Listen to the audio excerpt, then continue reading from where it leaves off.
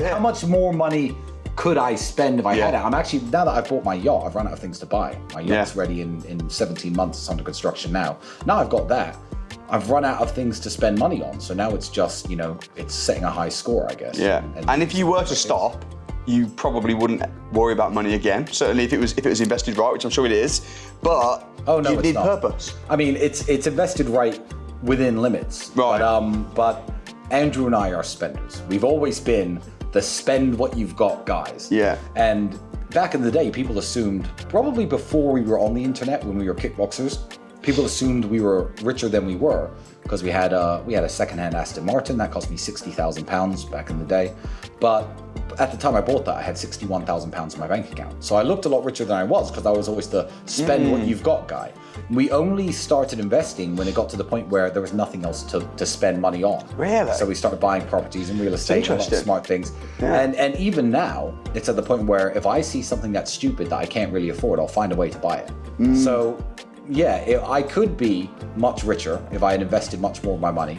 Andrew's got 40 diamond watches. We have 71 cars, maybe 72. I don't even know how many cars we've got. Don't need them, can't count them, don't know, couldn't name them all on a list. So yeah, I make a lot of stupid purchases, but that's my business and I can do what I want. I earn my own money. And there's something in that though, I think. Yeah. I wouldn't necessarily advise everybody to do that per se, but I think I see a lot of teachings which is the opposite, which is save up, the millionaire next door type mentality, where if you work really hard and save up £50 a day, when you're 70, you'll be a multimillionaire. I'm not interested in that. No, I'm not. And I never was. I want to have nice things while I'm young. And I'm still relatively young at 36. Certainly for my net worth, I'm very young. And I like being the guy who turns up. I mean, there's 13 or 14 Bugattis in Dubai. I don't know who drives them, but I've seen them driving around. Usually it's someone much older than myself. Yeah. I like being the 36-year-old guy who shows up in a $5 or $6 million car. Yeah. Or two $6 million cars, one after the other with my brother and I. So I would say money you enjoy wasting is not money wasted. And people always preach against wasting money. It's called, and there's always, broke people who always talk about what they do if they had money.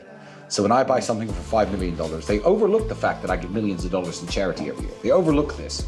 And they say, oh, that $5 million, you know how many kids you could feed with that?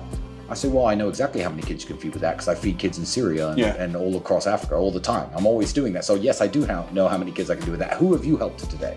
I always joke with them. I say, okay, well, that's a nice pair of trainers you're wearing. That's $300. You could have just bought a pair of shoes for 20 quid. Yeah. What about the homeless kids in your town, in your city? Why don't you give £280 to them? Why are you wearing those shoes? And I'm like, well, that's different. I'm like, no, it's not. It's your money and you could spend it the way you like. And I do like to help people, but I also like to have lots and lots of nice things.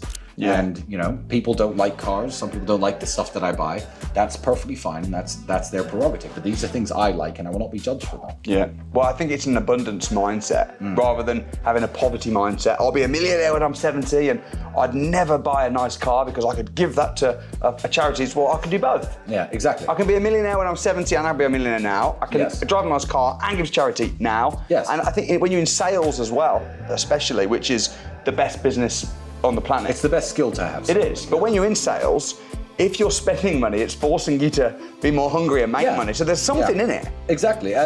But you have to be careful of people who try to warn you away from making money and try and scare you away from wealth, because their arguments are always stupid. Their arguments, forget the charity one. One I've heard all the time. I just met your wife and son 5 minutes ago.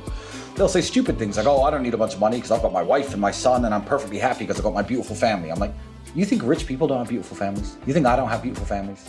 You think me and Andrew and you don't have kids and wives and women that we love and people that we care about? I would say that my family relationships are better than almost anyone in the world. I'm doing pretty well, but the arguments they come up with against making money are coping mechanisms for themselves and ways to explain their failures to the people around them. Like, don't worry, kids. Oh, yeah, that Andrew Tate guy's driving around that $5 million car, but you've got me, your dad at home, who loves you both, and he sits there playing video games all day, smoking marijuana, setting a bad example for his kids. That's not love, one. And two, I love my kids too. And my kids probably love me more than that guy's kids love him. So avoid people giving you stupid arguments to not make money, because there is no reason not to do it. Oh, I don't want to live in Dubai. Okay, what do you want to do? Oh, I just want to live in a farm in the forest away from everybody and just grow my own food. Cool, well, that's a $1.6 million investment. So where's your money? Go and do it. I've noticed that you're working a crappy office job in Middlesbrough. Why are you talking about farms? Like, don't tell me what you do if you had money. Why don't you, at least prove yourself? And then I will never, when someone actually is wealthy, I'll take Elon as an example, as the wealthiest man in the world and far wealthier than me. He's like, oh yeah, I don't own a house. And then I'll buy a house. And then someone with no money will be like, well, Elon doesn't own a house. Elon could do what he wants. I could do what I want. You could do what you want. Yeah. It's really stupid. And it is stupid. Yeah. There was a guy actually, I don't know, do you know Simon Squibb? Have you heard of him? No, No, it's probably for the best. Should I have heard of him? Probably not. Yeah. So he does a whole thing about you shouldn't buy property, and I'm in the property industry, so take it maybe a little bit personal. I bet. But one of his big arguments is Elon Musk doesn't buy houses, and it's like, Elon Musk is Elon Musk. He's buying land in Mars. Yeah, exactly. Yeah, he's built different. He's doing things that we can't even think. But the average person, if you look on the Sunday Times rich list, they are investing in property. They are. Come on, don't be ridiculous. No, they should be. And it's an argument to authority. And the problem with arguments to authority is these people always have less authority than I do. So they'll say, well, Elon Musk does this, or Bill Gates does this, or Warren Buffett lives in the same house and drives the same car and invests in the stock market, and you should. I'm like, okay, if you're going to use an argument from authority, as in this guy has more authority, so I should listen to this guy, then why don't you listen to me when I say do X, Y, and Z? Because I have more authority financially and success-wise and fame-wise than you do. Yeah. So, but they use it to criticize others, and it's really hypocritical and embarrassing. If you want to be something, you find someone that's done it already, and that's their opinion. If you don't listen to a fat guy. That's why I listened to you and Andrew when you talked about weight loss and how to get. Andrew was messaging me on WhatsApp saying, eat one meal a day, drink black coffee.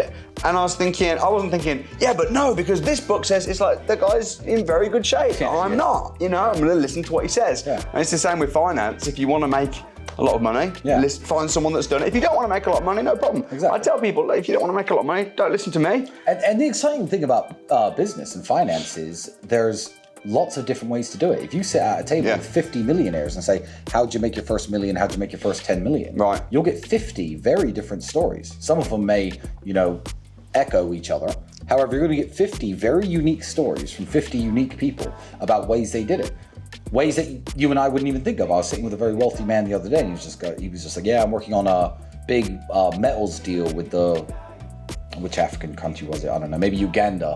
I'm signing a metals deal with Uganda and the United States. I'm like, metals in Uganda with the United States? I'm like, I can't even fathom how that works, and the guy's richer than I am.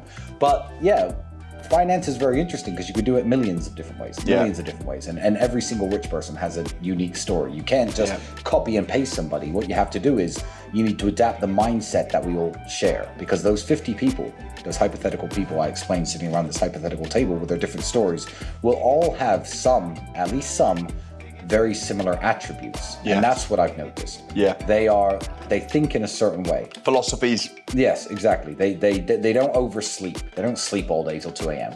They don't waste time doing stupid things. So by all means copy the mindset, but then apply it to what you want to do and what you think you'll be good at. You won't spend £1 to come and spend a day with someone